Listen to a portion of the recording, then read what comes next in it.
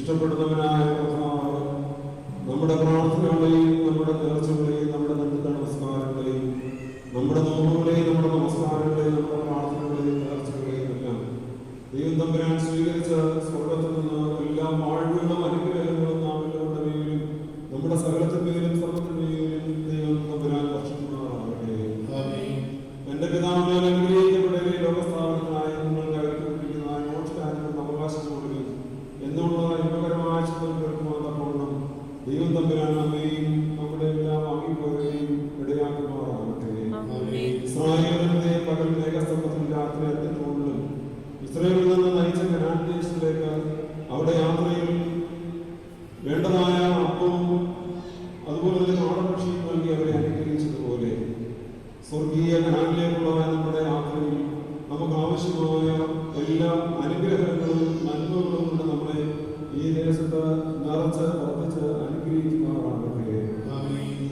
അധ്വാനിക്കുന്നവരും ഭാരം ചുമക്കുന്നവരെ എടുക്കൽ വരുകയും ഞാൻ നിങ്ങളെ ആശ്വസിപ്പിക്കാത്ത നല്ലവനായ കർത്താവ് നമ്മുടെ അധ്വാനങ്ങളെയും നമ്മുടെ കൃഷിക്കാര്യങ്ങളെയും നമ്മുടെ സമ്പത്തുകളെയും നമ്മുടെ വ്യാപാരങ്ങളെയും വ്യവസായങ്ങളെയും നമ്മുടെ ഇടതകളെയും വലുതകരമായി ചെയ്യുന്ന എല്ലാ സമ്പത്തിനെയും നമ്മുടെ എല്ലാ ആളുകളെയും ദൈവം തമ്പുരാൻ വാഴ്ത്തി അനുഗ്രഹിച്ച് വർദ്ധിപ്പിക്കുമാറാകട്ടെ.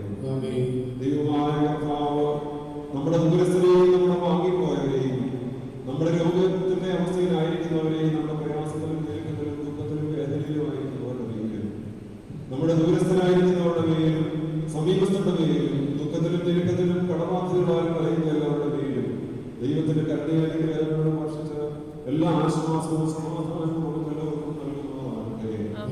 ഒരു പരിശുദ്ധനെ പരിശുദ്ധനെ കൈക്കൊള്ളുന്നവനെ പരിശുദ്ധന്റെ പ്രതിഫലം ലഭിക്കും. ഒരു ശുദ്ധിമാനെ കൈക്കൊള്ളുന്നവന് ശുദ്ധിമാന്റെ പ്രതിഫലം ലഭിക്കും.